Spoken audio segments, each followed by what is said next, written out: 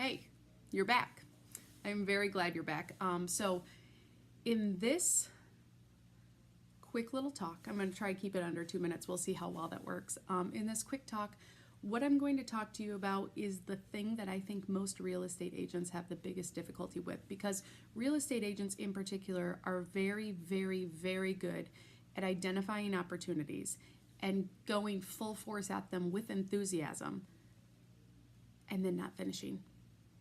And then not doing what you need to do to move forward in other areas of your life because you devoted an entire week to exploring a new opportunity and you forgot to prospect. And that's what happens. The very first thing to go when we deem ourselves as busy or maybe in a little bit of a funk or you're working with a lot of clients, the very, very, very first thing to go is prospecting, which needs to be your most important thing in your day. No matter what, you should have prospecting time in the day, but we're so busy chasing these other balls and these other opportunities that we forget to first pay attention to ourselves and our income stream and where our money is coming from right now. And so for an hour a day, you need to make sure that you're putting your business first so that you can afford to explore the additional opportunities later. And sometimes that means having a very hard conversation with yourself and saying, self, knock it off. Just knock it off.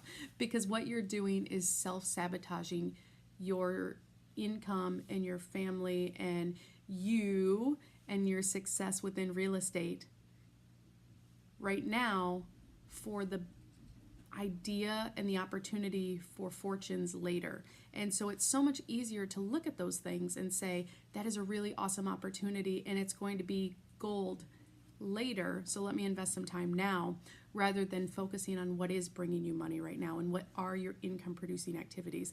Over 2 minutes, sorry guys, I've still got more to say. And so instead, focusing right now on what you're right now doing and making a plan. And if you have no idea where you're spending your time, and then at the end of the week you're like, I don't know where all my time went, map out exactly what you're doing. Keep a journal with you throughout the week and say, all right, this is what I spent this time on. This is what I spent this time on.